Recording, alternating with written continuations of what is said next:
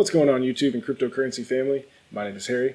I'm the Crypto Vet. Thank you for tuning back in. I know the videos are really spotty right now. Like I said, I'm still getting stuff set up with the dual PC, so if you want to catch me, guaranteed answer questions every day at 1 p.m. Central Standard Time. I will be on Twitch, and if you go to twitch.tv/cryptovet, you'll see all of that stuff there. So that's the best way to get a hold of me right now. So if you like that, if you like the content, please hit the like, hit the subscribe. If you want to follow me on Twitter, please follow me at XRP Veterinarian, and links for Twitch, all that other bullshit down below. But first thing I wanted to answer was I did get some people telling me that I was not always predicting that 30K was the bottom, that I was flopping around. Not sure when that was. All of my tweets going back to before June 21st. I just pulled this one up because, I said exactly what I thought then. I didn't change my rules. I wasn't trading. I talked about how there was a chance where he could kill down because I try my best to give you everything that I see on the charts, whether it's good or bad. So most people had a bad outlook, so I tried my best to show what these bad outcomes were, but also that there were still good outcomes. So I mean, back on June 21st said that I still think 30K is the bottom, probably started a slow uptrend in July to highs that we were expecting. Prepare while people are running. And they said this is the same stuff that we see all the time in every cycle, whether it's the stock market, crypto, Forex. You buy when people are scared and you sell when people are greedy, and people were scared, so I was buying. And we'll see if it pays off. We could still be in just a relief rally. We only hit 50K. Then we come down, form a big descending triangle, and go to zero. So we're going to take a look at some of that stuff today. I just wanted to clarify, guys, I haven't changed. I didn't say that we were going down to 14K, negative 10,000. I explained in the video how those could happen. But my stance has not changed. And, as of right now, it's looking pretty good, right? So just wanted to throw that out there, guys. Now, if we head over to CoinMarketCap, we can see we're having a little bit of red today after having 9-10 straight days of going up, to be very much expected.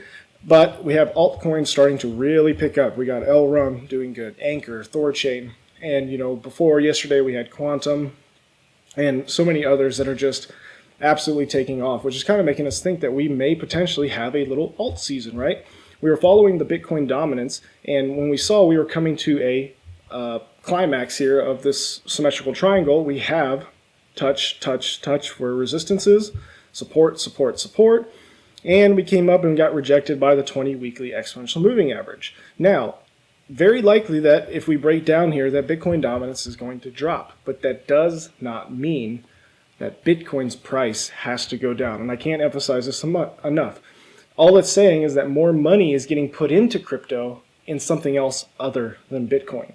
And this right here could be very, very good for, say, something like Ethereum, especially what's happening in 2 days on my birthday, the London hard fork, supposedly, if it actually happens. We could see a big, big run-up on Ethereum. And before we go over to another topic, I just want to show the Ethereum to Bitcoin chart. Where did I put it? Did I have it up? Let me just pull it up real quick. I showed this chart on Twitter yesterday because we finally got out of this little bitty pattern that Ethereum had. Now Ethereum against, oh there it is. I was like, I knew I'd draw this stuff yesterday. Ethereum to the Bitcoin chart finally broke from the symmetrical triangle above the 236 fib line that extends throughout the whole duration of Bitcoin on Binance against Ethereum.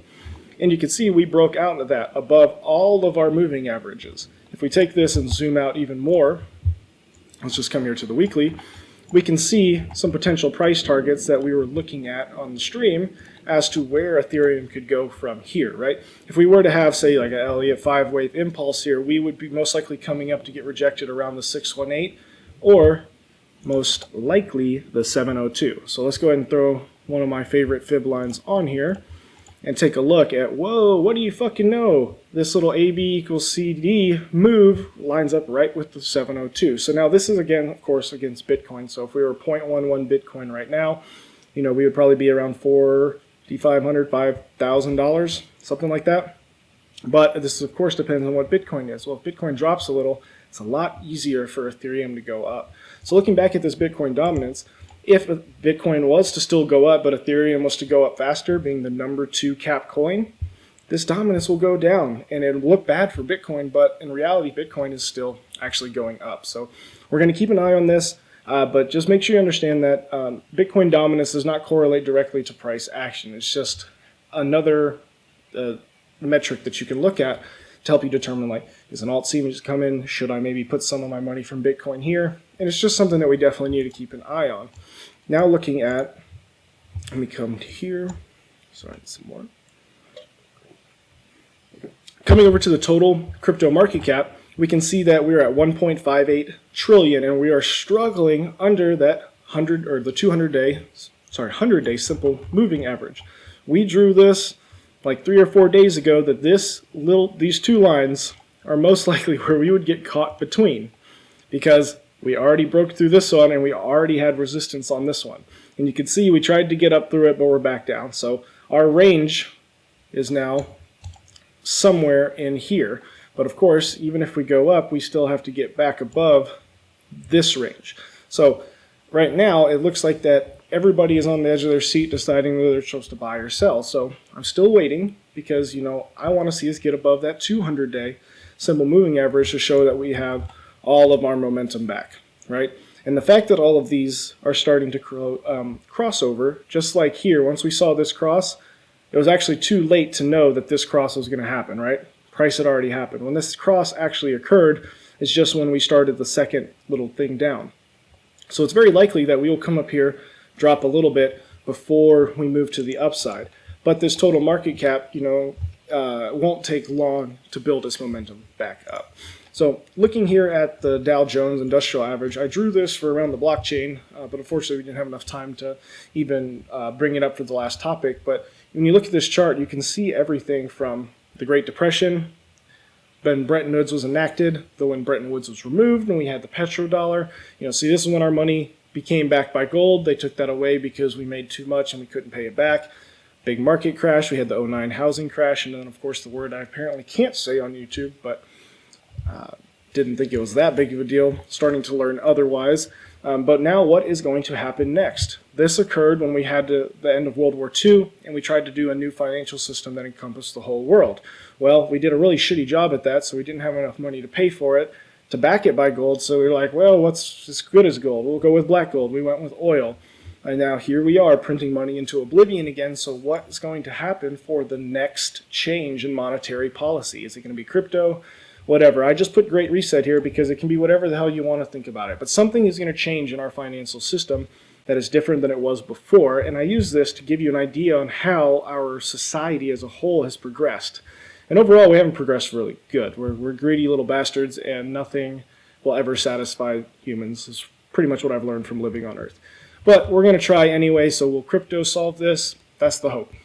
And we'll have to see how new legislation passed in the United States, if that holds amongst the world, because we already have other companies adopting it, but since they're other countries adopting it, but since their countries are smaller, they don't really get much say in it. So we'll keep an eye on this, but overall, the outcome for Bitcoin is up.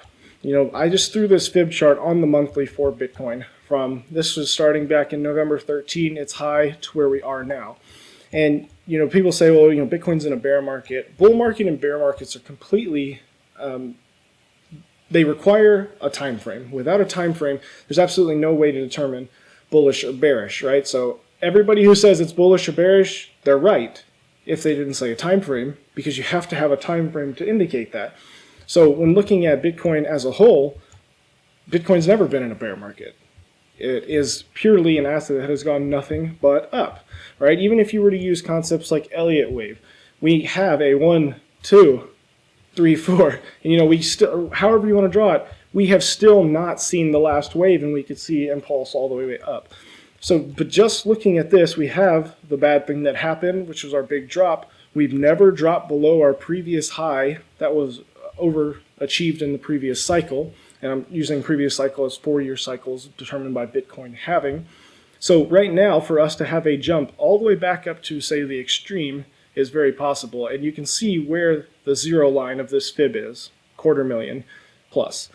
Which is why on a lot of the other videos I did, I said how there's a chance we can do that. I mean, if you had asked back here at $2,800, did you think Bitcoin's going to jump up to 20K? Most didn't, right? I didn't at that time. now seeing what's possible, for me, $100,000 to $250,000 Bitcoin seems like guaranteed as like a low sometime in October, September, something like that. But overall, everything is very bullish for Bitcoin. Looking back, the reason why I said 30K would be the bottom, and then when we hit once we had this secondary test, this one dropped below 30K. This is when I started saying, okay, 30K is likely the bottom, but if you want a more specific target, I added $2,000 below and above for trading range, and I added these lines, and we hit it not quite as low.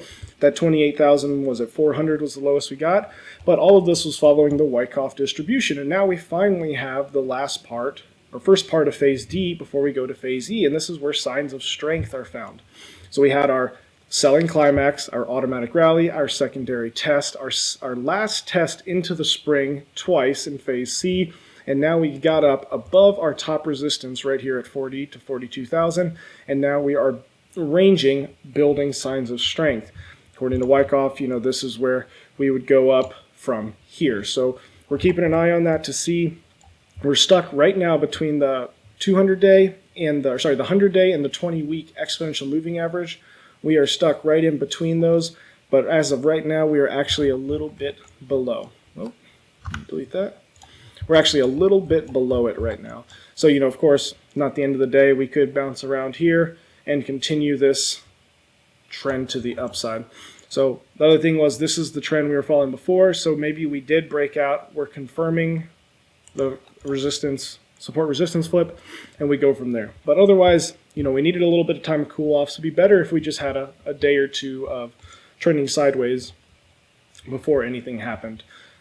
Lastly, looking at XRP, I was asked in Twitch, how I kind of got my price targets.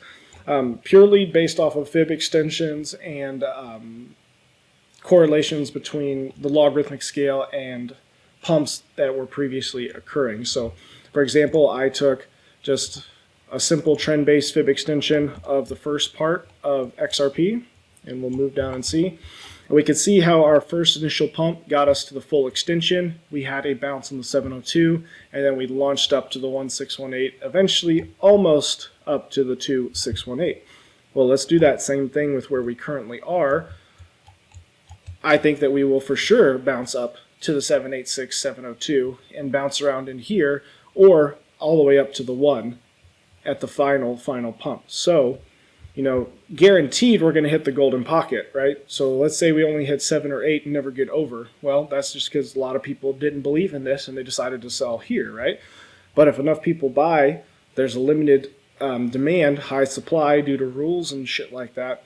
We can definitely overreach, and this is where those possible crazy targets of $100 come into play, right? And, I get it, that's a crazy amount of money, but you have to remember the US dollar is not slowly anymore, is rapidly decreasing.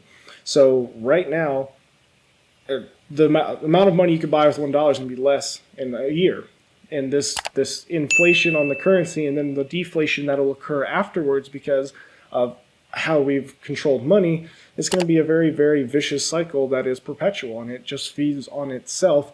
Something will have to change it. Well, then what if crypto becomes the new standard and now the US dollar just keeps going down and it's not holding as much strength as it did before? Well, now it takes $20 to buy something that was $10, and that's how these prices compound so much higher than your expectations could possibly be. So that's going to do it for this video.